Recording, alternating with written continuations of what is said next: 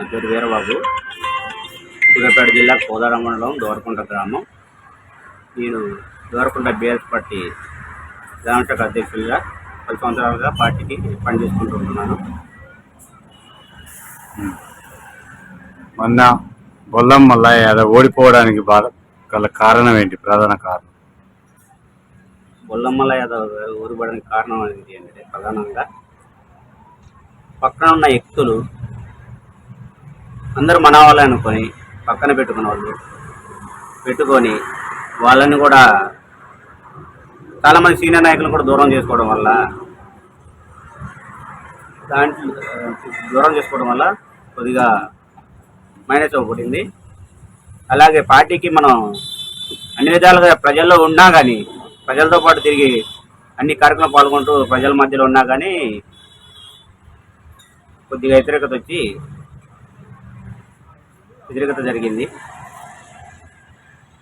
అలాగే ఒకే పార్టీలో ఉండి ఎన్నిపోటు వారులు ఎక్కువయ్యారు కాబట్టి ఓడిపోవడం జరిగింది. ఇప్పుడు కాంగ్రెస్ గవర్నమెంట్ 6 గ్యారంటీలు తీసుకొచ్చింది. ఈ 6 గ్యారంటీల పైన ప్రజల అభిప్రాయం ఏ విధంగా ఉంది? ప్రజలు ఈ 6 గ్యారంటీలని పూర్తిగా కాంగ్రెస్ పార్టీ 6 గ్యారంటీలని ప్రజల్ని నమ్మించి మభ్యపెట్టి ఓట్లు వేయించుకోవడం గెలవడం జరిగింది. వాళ్ళ ప్రజలు మాకు ఈ 6 గ్యారంటీలు కాంగ్రెస్ ప్రభుత్వం రావడం వల్ల మాకు బుద్ధి వచ్చింది, కాంగ్రెస్ పార్టీని గెలిపివ్వడం వల్ల అని చెప్పి బాధపడుతున్నారు. ఎందుకంటే 6 గ్యారంటీలో ఇంతవరకు పేపర్ రూపంలో అప్లికేషన్లు తీసుకోవడం తప్ప ఒక గ్యారంటీ కూడా ఇంతవరకు అమలు చేయలేకపోయారు. అదేవిధంగా ఇంతవరకు ప్రతిపక్షంగా ఉన్నప్పుడు కానీ ఇప్పుడు కానీ, అదే కేసీఆర్ గవర్నమెంట్ ఉన్నప్పుడు, టీఆర్ఎస్ గవర్నమెంట్ ఉన్నప్పుడు రైతు బంధు కానీ వెంటనే పడిపోయాయి. ఇవాళ రైతు బంధు లేదు, ప్రజలకు ఏది లేదు. అన్ని గ్యారెంటీలు మబ్బు పెట్టడం జరుగుతుంది తప్ప ఇంతవరకు ఏది ఒక హామీ కూడా 6 గ్యారెంటీలు ఒక హామీ కూడా అమలు చేయలేకపోయింది గవర్నమెంట్. ఇవాళ ప్రజలే అంటున్నారు 6 గ్యారెంటీలు అని చెప్పి నమ్మించి మమ్మల్ని మోసం చేశారు, మాతో ఓట్లు వేయించుకొని గెలిచారు తప్ప 6 గ్యారెంటీలు ఇంతవరకు అమలు పరచలేకపోతున్నారు అని చెప్పి ప్రజలే బాధపడుతున్నారు. ఇప్పుడున్న స్థానిక ఎమ్మెల్యే పద్మావతి గారు మీకు అందుబాటులో ఉంటారా? ఇంతవరకు అయితే ప్రోగ్రాంలకు వచ్చే ఏదో ఒక నెల రోజు ఏదైనా అపాయింట్మెంట్ కానీ లేదా ఏదో శంకుస్థాపన వస్తుంది తప్ప ఆఫీసులు దూరం కనిపించలేదు. గత ప్రభుత్వం ప్రవేశపెట్టిన పథకాలు మీ ఈ గ్రామానికి ఎంత మేరకు చేరినాయి, ఏమేమి అందినాయి ప్రజలకి? బీఆర్ఎస్ పార్టీ గ్రామంలో అన్ని విధాలుగా ప్రజలకు అన్ని పథకాలు అందినాయి. దగ్గర కళ్యాణ లక్ష్మి అందింది, షాదీ ముబారక్, రైతు బంధు, రైతు బీమా, CMRF, అన్ని విధాలు అన్ని పథకాలు లబ్ధి పొందిన వాళ్ళే ఉన్నారు చాలా మంది. దళిత బంధు పథకం ఎంతమందికి వచ్చినప్పుడు? దళిత బంధు పథకం అంటే నేమ్స్ ఇవన్నీ వచ్చాయి కానీ ఇంకా గ్రామానికి అయితే ఒకటి కూడా రాలే. ఇప్పుడు మేడిగడ్డ బీఆర్ఎస్ ప్రభుత్వం కట్టించింది పగిలిపోయిందని చెప్పేసి ప్రచారం అవుతుంది. నిన్న దాని మీద కేటీఆర్ పోయింది. దీన్ని ఏ విధంగా చూడొచ్చు? ఇప్పుడు మేడిగడ్డ దాని మీద ఎక్కువ ప్రచారం చేసిందంటే గవర్నమెంట్ని బీఆర్ఎస్ పార్టీని భూస్థాపితం చేయడానికి కాంగ్రెస్ ఆడుతున్న కుట్ర అది, అంతే తప్ప మేడిగడ్డకి వాళ్ళు 100 మంది పోయిన మేడిగడ్డ ఇప్పుడు ప్రాజెక్ట్ అన్న తర్వాత లోపాలు జరుగుతుంటాయి, ఏదో ఒక మిస్టేక్ జరుగుతూనే ఉంటుంది. దాని గురించి పార్టీని బదలం చేయడానికి తప్ప భూస్థాపితం చేయడానికి కాంగ్రెస్ ఆడుతున్న డ్రామాలు అవి. మొన్న ప్రజాపాలనలో ఎక్కువ దేనిపై అప్లికేషన్లు వచ్చినాయి ఈ విలేజ్ లో? గృహలక్ష్మి ఒకటి, గ్యాస్ 500 రూపాయల గ్యాస్ ఇటు వచ్చారు కానీ ఇవైతే అమలు కావనేది అర్థమవుతుంది జనాలకి. అంటే ఇప్పటి వరకు కూడా రైతు బంధు పడలేదు. దీనికి ప్రజలు ఏమంటున్నారు, మీరేమంటారు? రైతు బంధు ఇలా కాంగ్రెస్ గవర్నమెంట్ 6 గ్యారంటీలు చేస్తుందనే నమ్మకం అయితే లేదు. ప్రజలు కూడా ప్రతి ఒక్క రైతు వాళ్ళ అబోధిభావం అని కొడుకున్నారు. వాళ్ళ వచ్చిన కరువు కాలానికి కనీసం రైతు బంధు ఆదోడుగా ఉండేది, పెట్టుబడి సహాయంగా, అది కూడా లేదు. వాళ్ళ చాలా మంది రైతులందరూ బాధపడిపోతున్నారు. బాధపడి వాళ్ళ బాధపడకుండా కొద్ది గవర్నమెంట్ ఎందుకు గెలిపించినారా అని చేతులకి దండం పెడుతున్నారు.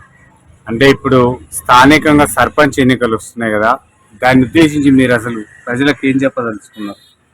ప్రజలకి మెయిన్ గా తీసుకెళ్లేది ఈ 6 గ్యారెంటీల మీద ప్రజలు మేము దృష్టి మళ్ళిస్తాం. ఈ 6 గ్యారెంటీలు అమలు చేయలేకపోయిన గవర్నమెంట్ అన్ని హామీ పూర్వక మాటలు చెప్పేసి గవర్నమెంట్ ఫామ్ చేయడం జరిగింది. కాబట్టి రేపు సర్పంచ్ ఎలక్షన్ లేకుండా, MP ఎలక్షన్ అయినా, ఏ ఎలక్షన్కి వచ్చినా కానీ టీఆర్ఎస్ ప్రభుత్వాన్ని పథకాలన్నీ ఇచ్చిన ప్రకారంగా ఈ కాంగ్రెస్ గవర్నమెంట్ ఇవ్వలేదు కాబట్టి ఇవ్వలేవద్దు కూడా కదా, దాన్ని ప్రజల్లో తీసుకెళ్దామని అనుకుంటున్నాం. అంటే 4 అమలైనాయి కదా, ఇది ఇంకా ఇది కన్ఫర్మ్ కాలేదుగా, రాలేదుగా ప్రజలకి. అయితే గెలిచినాక 2 నెలల లోపే రైతు 9 రోజులలోనే రుణమాఫీ చేస్తున్నారు ఏది కాంగ్రెస్ ప్రభుత్వం. ఇంతవరకు రుణమాఫీ చేయలేదు. దీనిపైన రైతులు ఏమంటున్నారు? దీనిపైన రైతులందరూ కాంగ్రెస్ గవర్నమెంట్ మీద చాలా ఆక్రోశంతో ఉన్నారు. రేపు ఎంపీ ఎలక్షన్ వచ్చాయంటే ఆ ఎంపీ ఎలక్షన్ లో చూపించగలుగుతారు, అంత కోపం మీద ఉన్నారు రైతులు. సీఎం అయిన 9 రోజులు తీసుకున్నాడు, లోన్ మాఫీ చేస్తాను, 2 లక్షల రుణమాఫీ అన్నాడు, మళ్ళీ వెంటనే వెళ్ళి బ్యాంకు తెచ్చుకోమన్నాడు డబ్బులు. ఇలా చేసిన రైతులంతా ఆక్రోశంతో ఉన్నారు. వచ్చే గవర్నమెంట్ ఏం చేయాలని భూస్థాపితం చేయాలనే ఆలోచనలో ఉన్నారు. ఇక్కడ ఎంపీగా ఏ క్యాండిడేట్ అయితే మంచిగా ఉంటుంది అనుకుంటున్నారు? ఆలోచన ఆయన లేడు, ఆయన కొడుకు ఇస్తారు, అదే అమిత్ రెడ్డి గాని అయితే బాగుంటదని ఆలోచన.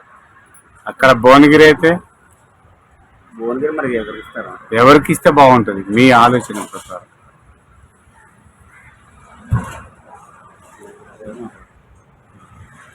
సరే, అయితే ఇక్కడ ఎంత మందికి దళిత బంధు వచ్చింది? ఎవరికి రాలేదు. నేమ్స్ సెలెక్ట్ చేసినాం, ఎలక్షన్ కూడా వచ్చింది, అయిపోయి. డబుల్ బెడ్రూమ్ ఇండ్లు ఏమన్నా నిర్మించారు?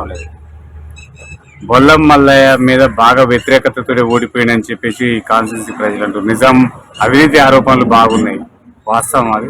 అవినీతి ఆరోపణలు అనేది లేదు. కాకపోతే చెప్పే కదా, అంటే పక్కన వ్యక్తులు వల్ల పక్కన వాళ్ళు చేసే వాళ్ళు కూడా మన పార్టీకి చూడుకోవడం, పార్టీ నుంచి ఎమ్మెల్యేకి చూడుకోవడం వల్ల అలా ఓడిపోవడం జరిగింది తప్ప అవినీతి పరిపాలన అనేది లేదు. ఇప్పుడు మీ విలేజ్ ఎంత మేరకు డెవలప్ చేసారు గత ప్రభుత్వం? గత ప్రభుత్వంలో ఎక్కడ సీసీ రోడ్ కానీ డ్రైనేజ్ కానీ ఎక్కడ ఏమి లేవు. ఇప్పుడు ఉన్న పరిస్థితులు ఏంటంటే అక్కడక్కడ ప్యాచ్లు అవి వేసుకుంటున్నారు తప్ప మిగతా మొత్తం ఆల్రెడీ కంప్లీట్ అయిపోయి చేసి ఉన్నాం వరకు. ఇప్పుడు మీకు రాజకీయ పరంగా ఎంపీటీసీ కానీ సర్పంచ్ కానీ జెడ్పీటీసీ అవకాశాలు ఉన్నాయా? మీకు ఉన్నాయి. ఏం చేయాలనుకుంటున్నారు? ప్రజల వద్దలో ఉండి పాలన చేసుకుందాం అనుకుంటున్నా, ఊరిని అభివృద్ధి చేసుకుందాం అనుకుంటున్నా. అన్ని విధాలుగా సర్పంచ్ గా గెలిస్తే ఎలాంటి సేవలు అందిస్తారు మీ గ్రామస్తులకు?